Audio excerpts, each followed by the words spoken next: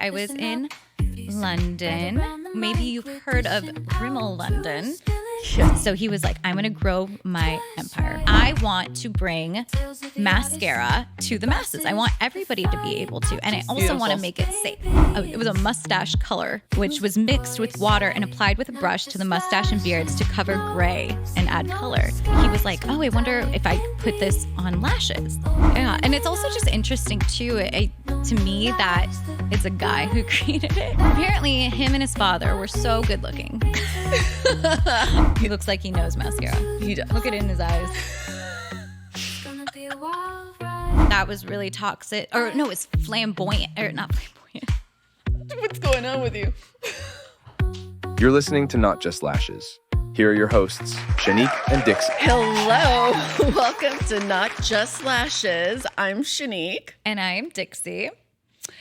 And today we're going to talk about some crazy history back in the almost like Victorian Renaissance times. Mm-hmm. So, because, Dixie. Yes, I just got back. I was in London. Very fun, very neat. So maybe you've heard of Rimmel London. Yes, I have. And they were the first to essentially create mascara. Yes. So I walked all over London trying to find his grave because we researched. We were like, oh my gosh, he's buried there. We need to go say hi, and like leave some little lashes on his grave and be like, thank you. Oh, but so sweet. I didn't find his grave. Oh, you didn't? Cemeteries are huge, man. Like I'm like walking everywhere, and a lot of these like old cemeteries, like where he was. Cemeteries in Europe, the best. I went to one in Scotland. That one was really neat. They had it was different than. It was much more like spooky because on their graves they would have like skull and crossbones and stuff. They had like tortured looking. It was weird. I was like, "Ooh, spooky." Yeah. But, well, their thing is they really don't have a problem with death. They like really embrace it, which I don't know why, but I'm terrified of death. But as long as you have your lashes, you'll be okay. Exactly. Bury I think that's me with what my lashes. Bury me with my lashes. Totally. I have so many clients that are like, will you please like make sure my lashes are okay at my funeral? Like, yes, please, we need to start Dixie. going to school for like mortician, like the makeup morticians, because I think our clients are going to be asking for it. Yes. Well, my grandma wanted me to do her makeup when she died, and you guys, I painted her nails, and that was it. You did? I did. I don't think I could. I mean, I would do it because I would never do her dirty. I want her. She was so into her looks. My grandma was like a goddess, so I didn't want her to go down less than that. So you know what? Whatever. I do it for you. Okay, that's what I'm fishing for. Here now. I will. That's what I'm fishing make for. Make Shannique pretty, unless I go before you. You won't. Who knows? Just kidding. Anyway, so now that it's been morbid. Yes. So I searched for his grave. I did not find his grave, but I did find the original House of Rimmel. Ooh. Where because they started with perfumes, and as we know from Shannique's history lessons, and so I saw the old storefront. But obviously it didn't say Rimmel anymore. Aww. But I have a little story time for us. Exciting. About Eugene. Okay, let's get to it. Shannique loves Eugene, and now she's really going to learn about Eugene. Once upon a time, let me set the scene. In the bustling streets of Victorian London, there lived a man whose very name was synonymous with beauty and innovation. Eugene Rimmel. Ooh. So he was born in Paris. Oh. But then his dad was a perfume maker, and he was the one that moved him and his family to London.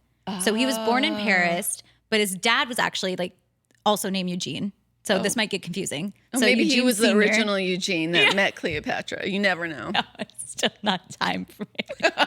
It's like 100 years or more. Like, maybe it was great grandfather. Great Eugene.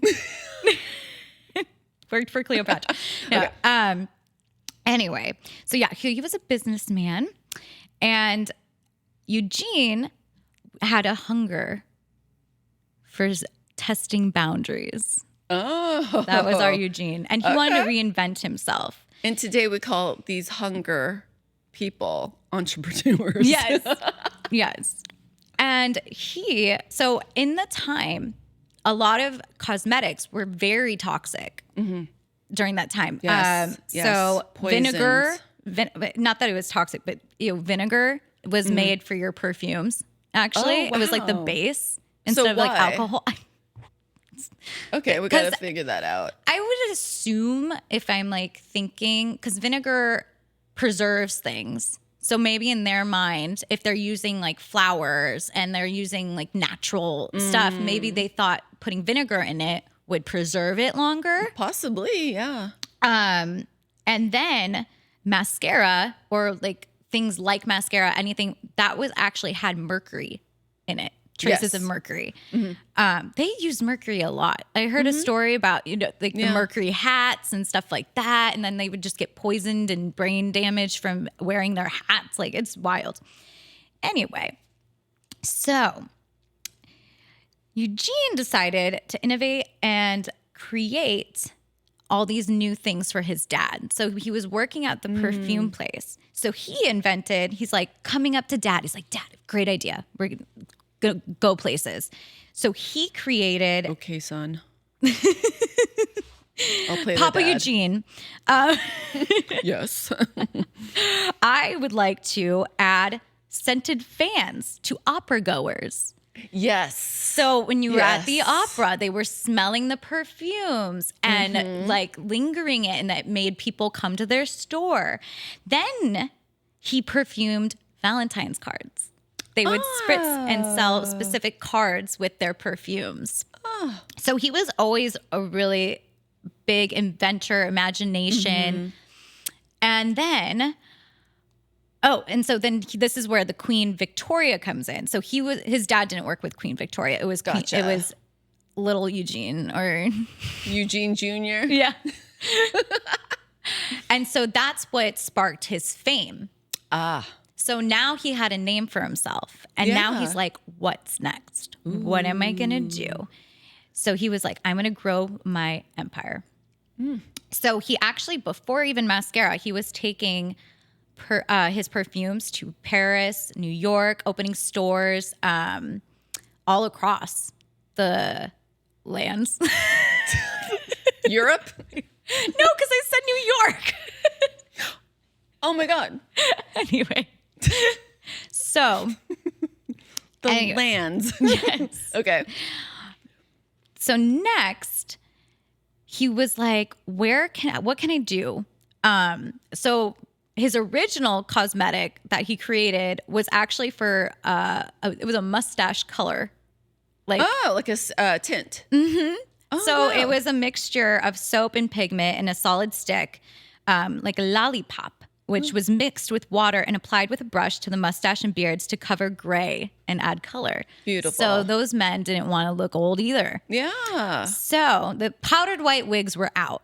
You wanted You wanted you to don't get want some white color. hairs. They wanted to add some Yes. color to back. They were like done with the whole pale skin and all. Yeah, and it was very popular with actors too, to use in stage performances. And so that launched him. And then he was like, oh, I wonder like what if I put this on lashes. And then the block mascara was formed. So it was the same kind of thing where it was like a thick kind of and you use a bristle brush and put it on there, and it's very chunky. But then he called it Lash Brow In. Definitely. It's kind of like I remember my grandmother had one, and and actually I don't know if Benefit still makes it, but they do have like an old fashioned like mascara thing where it's like a pomade, like a brow pomade, kind of like brow. Remember that brow gel that we used to like and it came in a soap brows? Oh, the tint. Yeah. The So tint, that's what not it tint. looked. Yeah, that's what it looked like, Oh, and that's how they used to do it. But I remember now. yeah. See how trends just change Yeah, and everything. and they We evolve. had like the big brows that we used the soap for. We got to get those brow pictures. When the brows were totally like, wow. Yeah, we look like cats. But he wanted to create something, because nothing in the industry, this is still, they were sewing the eyelashes. They were using the mercury products. They weren't bad. And then also it was only for the rich or the actor. Yes. It wasn't for common people. So his goal actually, so we have to thank Father Eugene. Like he's the reason why. He was like, I want to bring mascara, luscious lashes to the masses. I want everybody to be able to, and I also want to make it safe. So his whole idea was creating a product that was safe and cheap for everybody to use mascara. And that's why he's so innovating, because he took something that everybody would want and figured out a way to make it. And then he made it an even better product too, because it was safer. And when did that come out? Oh, goodness. And 1875. What about the formulation? How did he The formulation was adapted in 1917, actually. And then it was launched that year. Okay.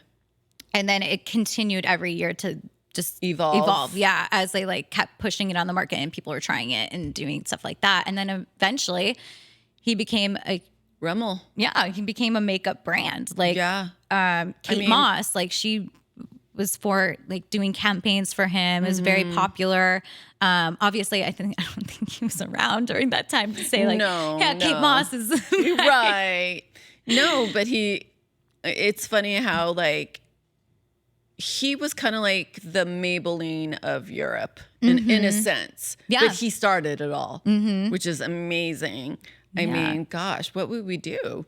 Yeah. And it's also just interesting too, to me, that it's a guy who created it. It's always been a guy. I know, but it's like always been a male. So So that for me, I remember when I was trying to formulate a glue, and it was important for me to find a female chemist that worked in developing products. And it was so odd to learn that there aren't that many females who work in the cosmetic setting, like to create products. It's mostly men. And I did find one. The one. I did find one. But yeah, I mean, it just kind of like set the stage, and, it has everything to do with like women's rights and all too, Oh, yeah. So that's a big part of it. And being in business and, having that position to create, That's right. And most of the time, like back then, in some cases, women did have the ideas, but the men took it because no one would listen to a woman. Right. You know what I mean? So, but here we are. I'm getting into girl power. No, but it's true. But yeah, so I don't know. I mean, he was just an inventor and stuff. And it's beautiful. It's amazing. And it's just interesting that he took his dad's perfume business and he became well known for that, and then just kept innovating and kept going. Some interesting little facts that tell me. I just found were funny during my researching of Mr. Eugene. So one of the articles I was reading about him, apparently him and his father were so good looking. I don't know if they were already using their products before, or their perfume was like, or like scented with like love spells or something, like not hormones. What is it? Pheromones. Pheromones. Maybe they already had broken into that and like kept it a secret. But a lot of the writings that I found about it, they all were like, he was so handsome, so good looking. The good looking Eugene, like, where is this? Oh, it was his dashing young son, Eugene, then just 14, who turned out to be the real genius and even more of a perfume pioneer than his father. With his father's charm and looks, Eugene was not only a natural when it came to fragrance, he was a determined and innovative entrepreneur. Love it. I was like, how many times are they going to mention that he's good looking? I know. Wow. And I looked up a well, picture. maybe he sold, a lot of mascara based on his looks.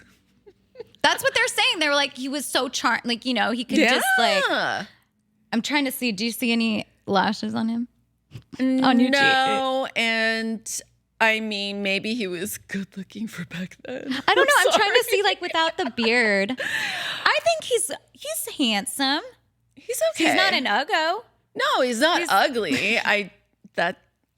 a very manly man. He's got some great bone structure. Yes, let's he look has at the hair. positive. He has most hair. Yeah. Poor Eugene. He looks very smart.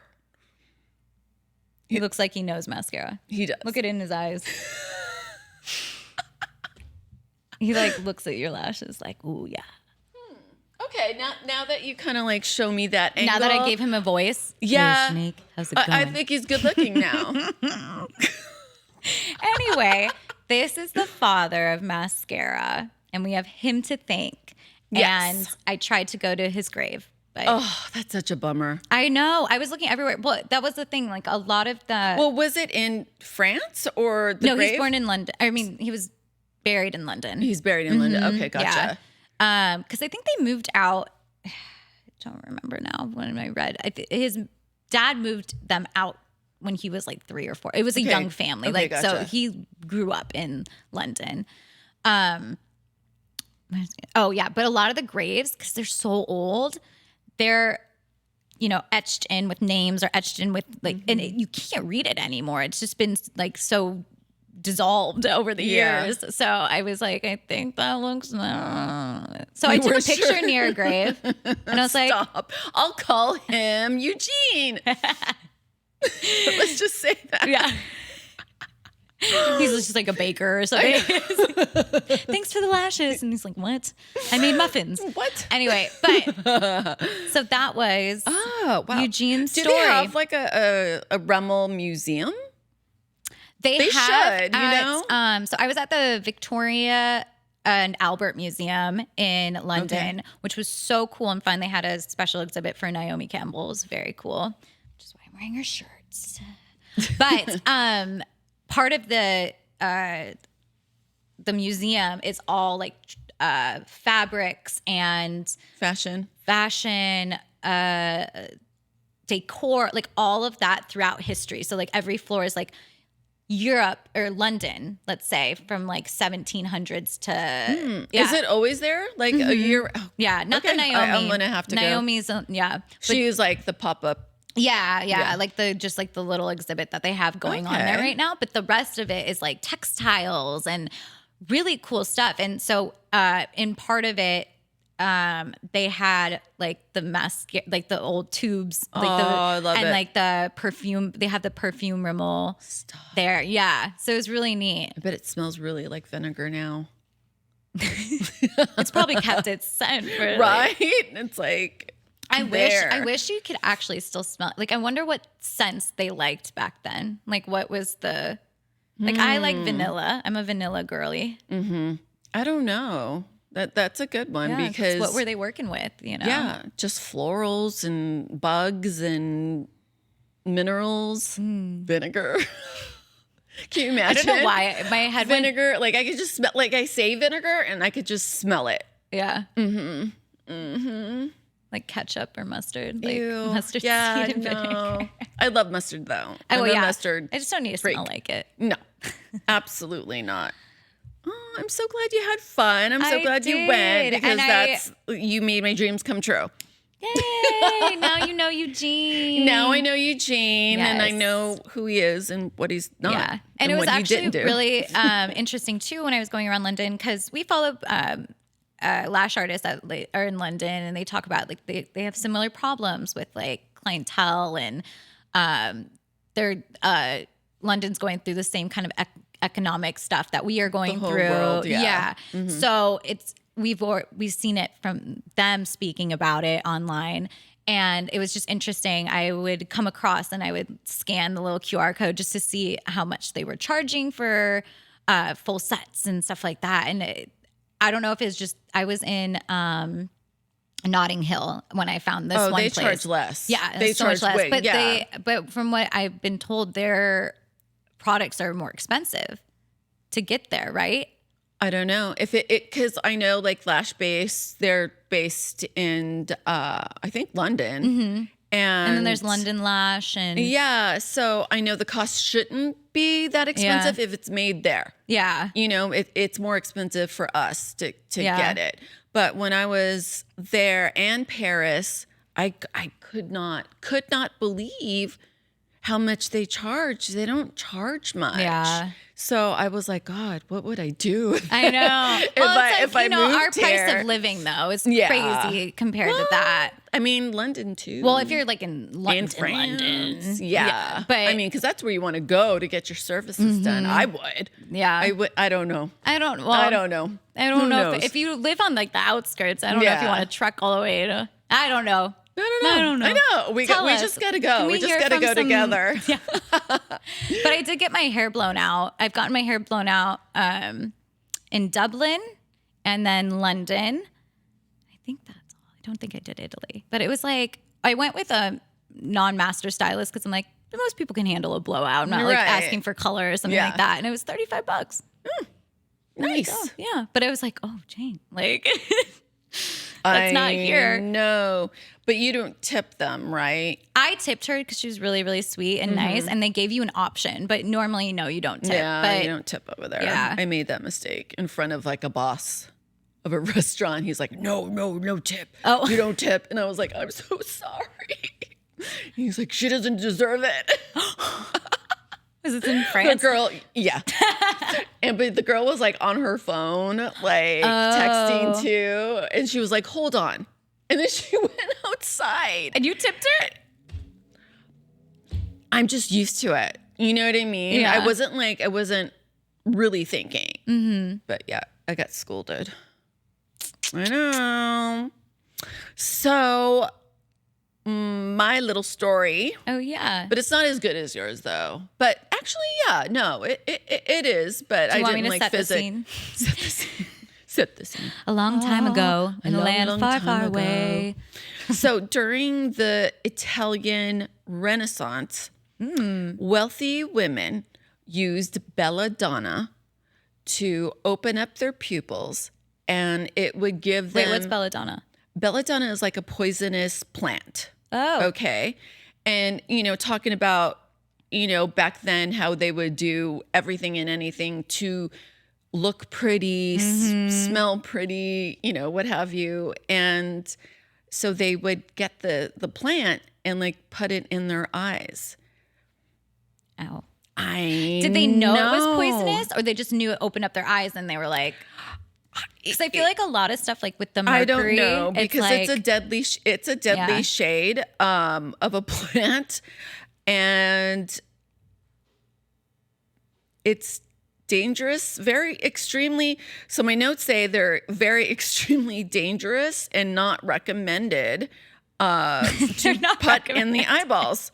So, I mean, women went to lengths just to like Yeah. grab, a gentleman's attention. hello. It's kind of like, putting poison in your body, right? Getting the big lips, getting the big butt. I mean, it's still going on to this day. Yeah. We will do what it takes to look pretty. Nothing Young, has pretty, changed. stay with the still putting- trends, we're stay still relevant. we're still putting poison in our bodies. Nothing's changed, huh? Nothing's changed. We haven't learned our lesson. No, we have not learned our lesson. We absolutely have not. But anyways, it would create like dilated pupils, and in the Italian word, the Italian meaning of Belladonna is beautiful lady.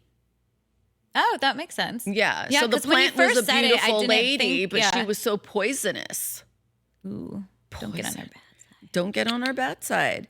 So anyways, so the plant contains alkaloids such as atropamine, and it could cause severe toxicity in the eyes.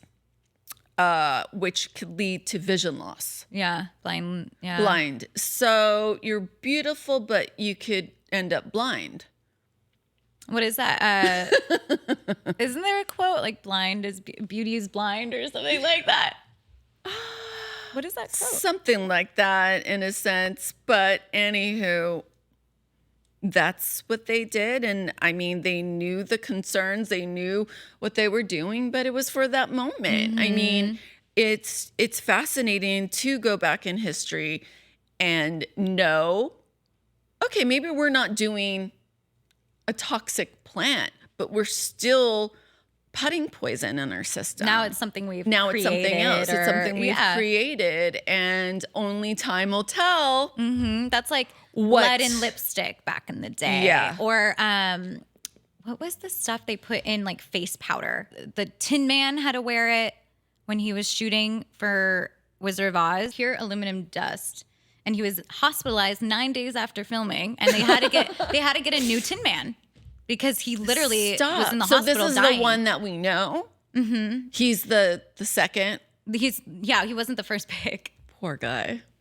Yeah, so you just got lucky. There was that, and then we have to look up something again. There was the green face paint in the witch's makeup. That was really toxic. Or no, it's flamboyant, or not flamboyant. What's going on with you? It's maybe flammable. The guy putting it on was flamboyant, but yes. No, flammable. So like she would like they had to like scrub it off for all that like paint that she had. Yeah, she could like have severe like reaction. Yeah, and that she was set on fire once when she goes, I'm melting. Yeah, and then. Yeah, no, that should be a whole nother topic. There's like all this craziness with the Wizard of Oz. Oh, like, I know it. I know, crazy. Girl. Mm-hmm. Anyway, but yeah, they don't like I'm just. Did they know during the time or no? Like, well, I mean, it's like putting pneumonia. Did they know about opium? Did they know about marijuana and cocaine? I mean, yeah, it's bad for you, but they still did it. Yeah. I mean, just like with the Belladonna, you know, putting it in your eyes, you know, or Susie down this street just went blind. Because she put the drops in her eyes. This is such a morbid episode. It is a morbid episode, but it's turning dark every time. But it's interesting. Should have saved it for Halloween. It's part of our history. It is, yeah. It really is, and I love it. But I mean, it's so interesting. Mm-hmm. And my mom's a nurse, so she's constantly like, anytime like new beauty product or like anything new, so sorry, she doesn't Mom. Want you to do things first. Yeah, because she's always like, we don't know how that's going to affect you later. It's true. Like She's love smart. LED, like the red light therapy, and my mom like cried and sent me. Stop. She was like, I don't want something happening to you. It's not that kind of like light though. I know. Well, she's like, well, back in the 70s, we would, foil. No, not tanning. Like, she would go to the dermatologist. Okay. And if you had like bad acne and stuff like that, they would put you under some sort of crazy light or something, like, and it would like literally like be so bad and like burn your skin and all this stuff. And my mom was like, that was the doctor saying that was okay. And she's like, so you can't trust everything. And I get it. And no, that's why it's called practicing medicine. Yeah. Because they're practicing on us. Yeah. So just, do your research and, there's always a risk. There's always a risk. Yeah. I mean, I did the Morpheus 8 and I heard so much about it. Mm-hmm. And I thought, okay, yeah, I heard it's so painful. Beauty is pain. Yeah. Okay. So one of my clients did it and I was like, okay, I could tell like her jawline is nice and tight. And I think it's going to last. I don't know. We don't know. And this is something that just came out. Yeah. You just don't know I did it. I paid $3,000 for 3 sessions and I did not see any results. It was the most painful treatment I've ever done in my life. I rather give birth all over again, all 3 times. all at once. Triplets. I rather do that. That's how painful it was. And so the girl gave me like this breathing, I don't know, thing to calm your nerves down. That didn't even help. She's like, suck in more of the air. So, and I'm like, how much air I'm going to use the whole tank. Like, what kind of air was this? I don't know. Apparently they use it at the dentist. So I'm not quite sure because it was so like fucking laughing painful. Gas? Kind of, but I was not laughing. There was like no side effect of me because I wanted to laugh. Like if I was in that much pain, I'd rather laugh. Mm-hmm. But anyways, it gave me like a chicken neck. You know how chicken, like, you know, raw chicken has like little bumps on it? It was like little bumps all over. I went back to this gal. I was a piece of meat. So, anywho, I went back and she made me pay another $1,000 for a laser to get the chicken neck, the bumps removed. After that, I was like, never again. I won't do it, and I won't be. I don't want to test things and be the first person to actually do it, because I had a bad experience. Mm-hmm. You know, just wait a bit. And now that I guess plastic surgeons are doing it, I'm hearing that they numb your face. I hear that even they put shots in your face to numb you. Nope. They did not numb me. You even numb for microneedling. That's I crazy. do. I know. And microneedling is Morpheus is like so strong. It's said like to be microneedling needles, times and it goes 100 into your skin, and it just goes painful. Oof. Yeah, I'll never do it again. But my point is, I was willing to go through the pain just for beauty, just to get my skin tight. So, yeah. I mean, we're still at it. Yeah, well, I'm glad you didn't go blind. Don't go that far, guys. Stop. Don't go blind. Don't start sticking weird plants and stuff in your eyes. I always think that, too. Like, I have, like, little eye drops. Yeah. They're supposed to whiten your eyes and stuff. And I'm always like, what if? I know. I hear my mom, Nurse Charlotte, back in my head. Yes. Well, they have a new product, and I don't know. I've never tried it, but it's little eye drops that supposedly lift your... Oh, the Botox eye drops? Is that what it's called? That's what I've heard them like being called. I don't know, but yeah, it lifts your lid. So it gives you more of an open eye, so you look younger. Actually, now, is it actually lifting your lid, or is it just more like the Belladonna, where it's opening your eyes? Right? It's creating the white around your eyes to be more vibrant, right? And maybe your pupil. I don't know, because I've never tried it, so. But a client gave me a sample for some reason. I don't know why. And I still have it in my drawer because I'm like, I'm curious, but I'm also scared. Yeah. I'm like, one of my clients did try it, and she says that you have to keep using it. So it's kind of like one of those things, just like lash serums, you know, once you stop, your eyelashes stop growing, 20 feet long. But anyways. Any other fun little... No, that was it. I mean, I thought that was exciting. No, it was. That's why I was like... Yeah. I mean, look, we got to save some more crazy stories for next time. Yeah. The more you know. So what did we learn? Eugene was handsome. Eugene was handsome. And he was a great entrepreneur. And don't put poisonous plants in your eyes for beauty. No. And vinegar does not smell too great, guys. Just saying. Don't get these ideas and try to, put some here and be like, oh, I wonder. You get the little ketchup bottle. Yeah. Ketchup. Yeah. All right, guys.